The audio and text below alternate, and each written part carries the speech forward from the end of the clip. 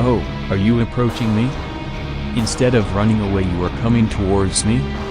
I can't beat the shit out of you without getting any closer.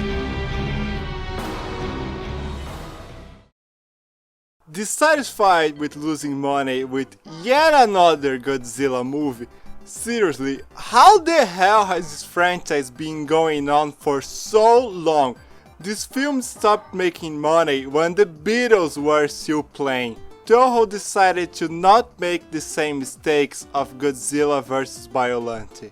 So instead of giving director Kazuki Omori as much creative leeway as he had for the previous installments, the following one would be a chimera, or should I say Ghidorah, of ideas coming not only from the director himself, but also Tomoyuki Tanaka and Shogo Tomiyama, who had assumed the role of producer from Tanaka due to the former's falling health. And this is one of the few cases in which I actually think this made for a much better movie. First of all, it was decided by Tanaka and Tomiyama that this film should try to stick as close as possible to the franchise's classic tone and characterization. So not only it would feature a more fantastical plot than before, but it would also bring back the fan-favorite King Ghidorah. And when it came to the plot itself, Omori decided to go for a time travel one, since he and Tomiyama had both came to the conclusion that one of the reasons Biollante failed was because it launched too close of Back to the Future 2, so that was probably what the people wanted. I swear, reading about the behind the scenes of these movies and the thought process of these guys is hysterical. Finally, they managed to get none other than Akira Ifukube himself back to the franchise, after his daughter telling him she was not a little bit happy about the way they had handled their compositions in Godzilla vs. Biollante. But she can't be talking about Biowars, right?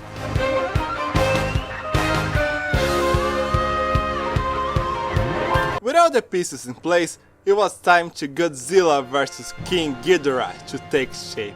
And it took the shape of a glorious, beautiful poster by Noriyoshi Orai. Already famous for doing the artwork for other franchises, Orai would do the poster for all of the Heisei Godzilla movies. But none of them comes close of the raw strength and sheer power of this one. These are two arch enemies forever locked in battle against one another. This poster is so cool and iconic that the Russians had to remake it to promote this year's King of the Monsters, and is still not even as cool. In fact, I dare to say that this right here is the apex of this franchise. Nothing has ever achieved or will ever achieve the level of awesomeness displayed by this artwork, and I feel very compelled to just finish my video right here and call it a day. But it just happens that the poster in question is supposed to promote a movie, so I guess we have to talk about that too. The year is 1992. Tired of chasing stories about UFOs, Kenichiro Terazawa, a reporter, because if he wasn't a reporter he would be a scientist, decides to start writing non-fiction books about human interests. And the first subject he wants to pursue is the story of a guy who claims to have met a real dinosaur during World War II. I'm not sure how this is any different from UFOs or why any of these matter in a world where giant monsters exist, but okay. Investigating the story further, he discovers that a whole garrison of Japanese soldiers stationed in a Pacific island seems to have been saved by a dinosaur who miraculously appeared when they were being mowed down by an American unit. Not only that, but one of the survivors of this garrison is the insanely rich businessman Yasuaki Shindo, who gained his fortune by basically rebuilding Japan after the war. He corroborates the story with photographic evidence kept secret for decades. Then the plot thickens, wildly. It just happens that not far from the island where it all happened, the Americans will later test the first hydrogen bombs during the 1950s. Kenichiro jumps to the conclusion that the radiation from the tests must have mutated the dinosaur living on the island, turning him into none other than Godzilla. The confirmation the journalist needs, however, comes from the most unexpected of places, because while all of this happened, a real UFO landed in Japan. However, it didn't come from outer space, but instead from the future, from the 23rd century to be specific. Its crew, which includes the fellow countrywoman Emi Kano, came to warn the people of the present about the country's destruction by the hands of Godzilla during the following century. To avoid this fate, they must travel back in time and alter the events described in Kenichiro's book. The one he's still going to write, erasing Koji from history for good. So, Emi hops in a smaller time-traveling vessel alongside an android named M11, Kenichiro himself, this dude, and Miki Saigusa, returning from the previous film. That's her name, by the way. And now she's part of the Godzilla team at the Paranormal Research Center. 未来を知ってる方にさ、ちょっと聞いときたいんだけど。いや、あの本ね、ベストセラーになったから。特に記録には残ってなかったわ。あ、そう。ドラットっていうの。かわいい。人間のペット用に遺伝操作で作られた新しい動物。23世紀のヒット商品よ。出発します。タイムワープ。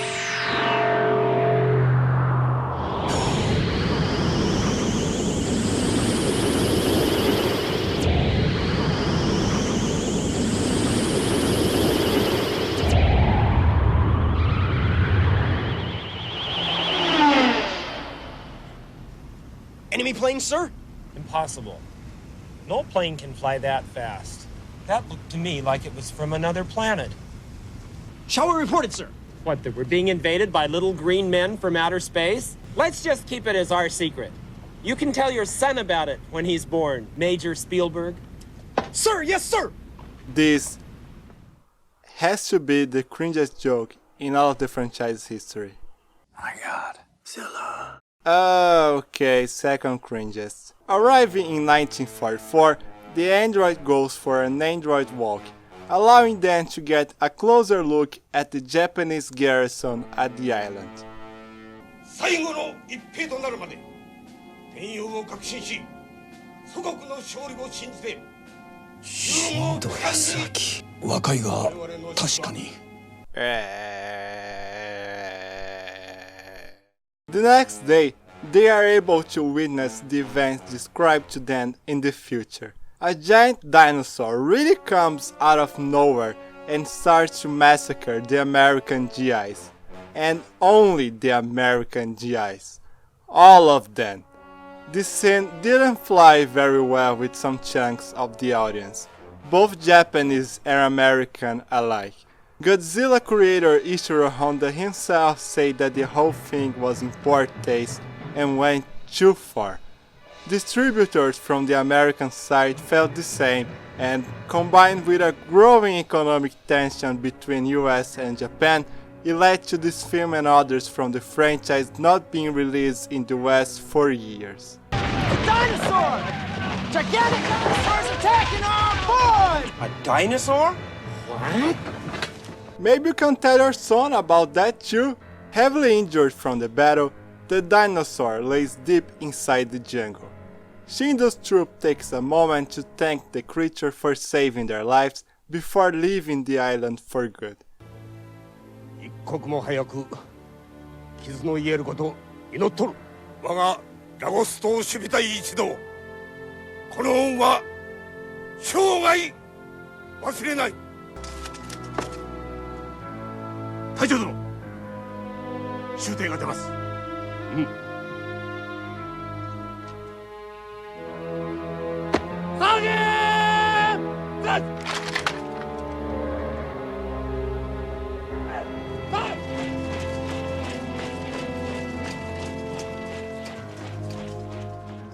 With the area clear, the time travelers seized the moment and used their 23rd century technology to teleport the dinosaur far away from there into the Bering Strait.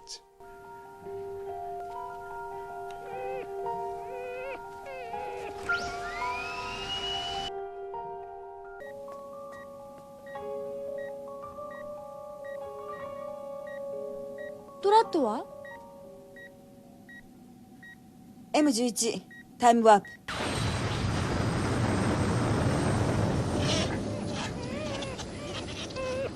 Back to the present, the heroes are informed that the plan has pretty much gone as intended. Godzilla is no more, and in its place King Ghidorah is ready to start his reign of destruction.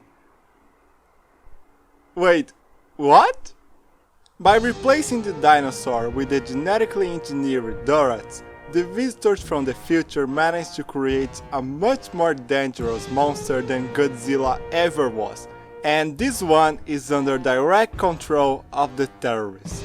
As it turns out, Amy and her friends are members of an organization bent on leveling the power between nations in their time, and by the 23rd century, no nation is more powerful than Japan, who would go on to buy entire continents without anyone to stop them. So their plan was to use Ghidorah to completely wipe out the country off the map. But by the time Amy sees the three-headed monster in action, she backs off, unable to comply with the destruction of her own home. She then goes to the good guys, and together they start tinkering about a way of defeating the villains. They come to the conclusion that not all hope is lost yet, because by virtue of movie science shenanigans, there is still some chance the corpse that was laid to rest in the Bering Sea might have turned into Godzilla after all, since a Soviet nuclear submarine sank not far from it in the past. Meanwhile, the time travelers had sent the android M11 to report on Amy's whereabouts. Eventually though, they get tired of just watching her wandering around and order the mechanical being to bring her back to the base, in what has to be the greatest chase scene ever conceived for the 7th art.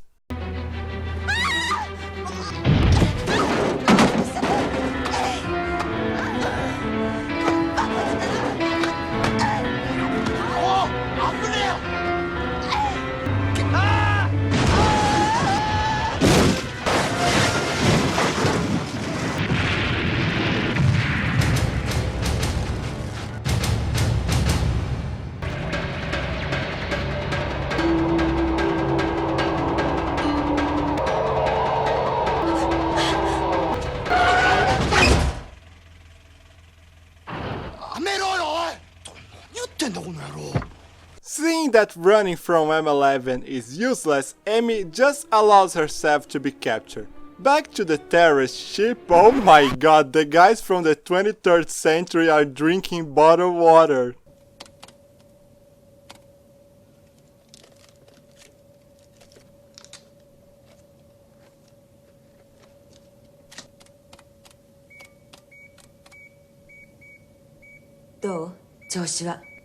Good, my boss. 大塚へ三枝君と元木教授が。わかりました。じゃあ僕も一緒に。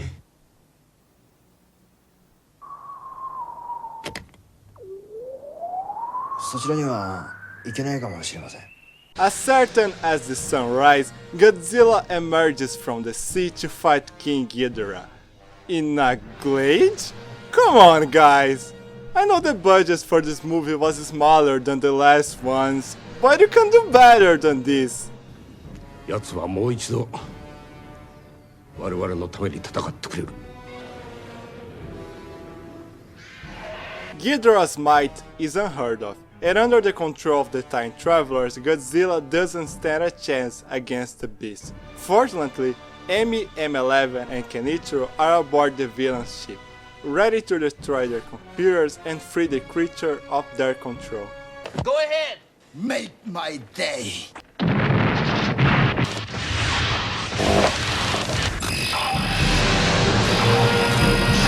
Without the terrorist subjection, the monster gets confused for long enough to give Godzilla some leverage. Ghidorah still fights fiercely, but Koji uses his newly acquired ability to conveniently conduct atomic beams through his body whenever he's trapped to toss his adversary into the ground, allowing to be delivered one final blow. Get it? Because he blows its middle head. Emi and Kenichiro rush to escape the bad guy's ship, while M11 stays behind to give them some time. Here I am! Certain that they cannot allow the terrorists to return to the future, our heroes use the smaller ship to transport the UFO far from there, before they can time warp. タイムワープしたのかまだだじゃあここはどこだタイムはあと1分でタイムは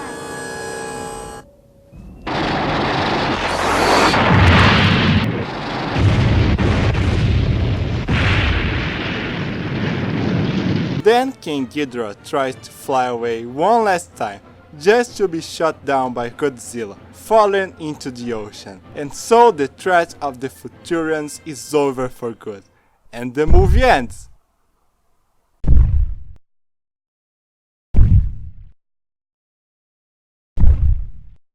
I said the movie ends! ゴジラが札幌へ You know what I like the most about this phase of Godzilla movies? He's an asshole! He couldn't care less about the human beings he sometimes saves, and that's awesome, cause it reminds you that in the end of the day, Koji is just a big dumb animal that people can't control. The perfect anti-hero, walking a thin line on being an anti-villain. See Legendary Koji for example. He's so nice, always worried about not stepping on anyone. これでも救世主というのかね、新藤さん。 I don't know why, but rewatching this movie now, this sentence gave me the chills. Maybe because now I knew what was going to happen next, I don't know. Okay everyone, new plan. The good guys now intend to revive King Ghidorah from the bottom of the sea using 23rd century technology. And so Emi and the android return to their time, intending to carry on with their friend's plan. 必ず戻ってきてくれよ。戻ってくる。私この時代が好きだもの。あなたのような人がいるから。Aww. Godzilla arrives at Tokyo and starts heading straight to Shindo's office, but the old man does not intend to flee. Instead, he waits for his savior to arrive, delivering him to his destiny.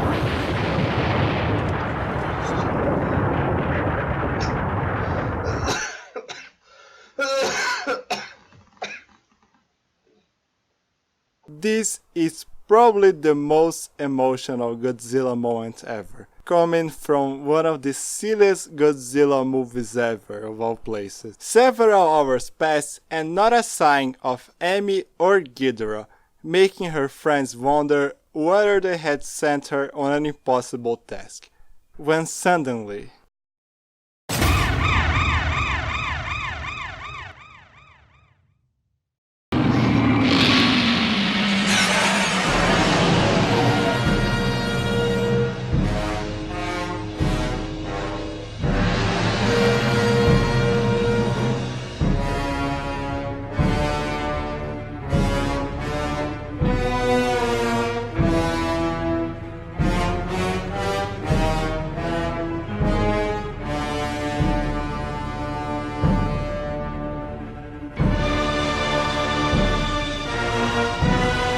コンピューター M11 行くわよ。いい？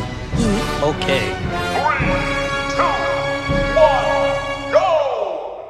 The beasts clash in an impressively even battle. When it looks like Amy has defeated Koji, he gets back on his feet.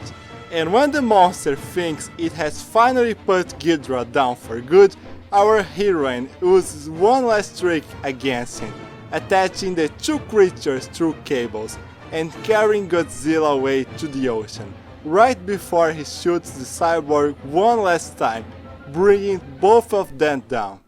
エミ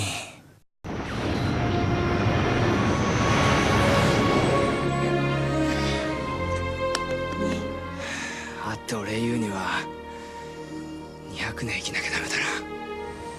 寺澤さん、一つだけあなたに言うの忘れてたわ。あなたが私の遠い遠い昔のお父さんだってこと。Nah, too easy.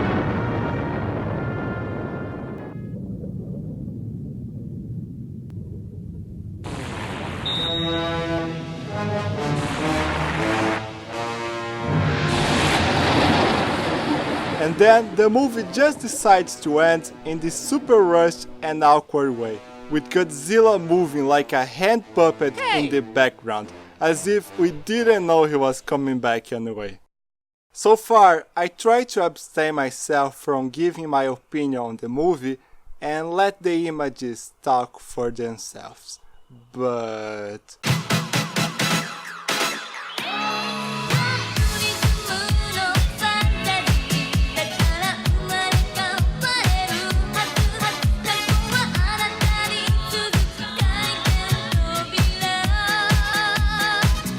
Major Spielberg.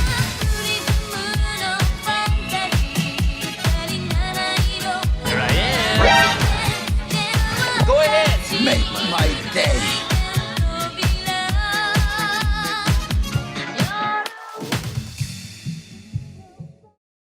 This film is balls to the walls bonkers. Everything that the franchise hadn't done yet plot-wise, they do here. That is time travel and human-looking androids from the future. I assume there is nowhere else to go from here. But at the end of the day, the movie's biggest triumph is the way they managed to do something so ridiculous with such a straight face that it blends perfectly with the serious stuff. It's almost like after so much failure, the minds of everyone involved just collectively gave up and stopped caring. And yet, the care put into this is as much as it has ever been, without any of the usual sloppiness that comes associated with a fall in the production values in this franchise. This is especially true regarding the script, the ultimate enigma of this film. See, I'm not going to say that a positive portrayal of Imperial Japan's soldiers is inherently a bad thing, or a sign that anyone involved with this movie is a fascist, but this movie does have a strong patriotic vibe at a glance.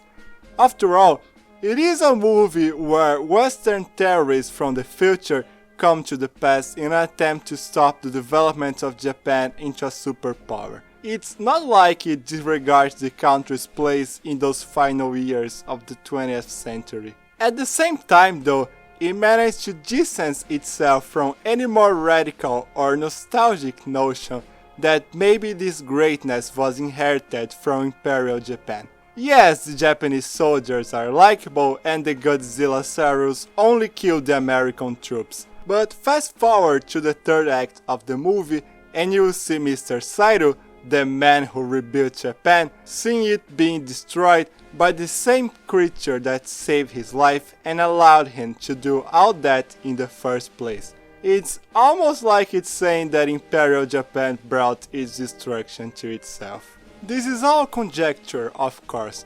Kazuki Omori himself defended the movie from accusations of anti-Americanism after its release, said that it wasn't supposed to be anti or pro anything. And it may be true, but the script is so consistent that I'm perfectly inclined to accept this film as an allegory to Japan's own greed as bringer of its downfall, and a cautionary tale of how this could happen again.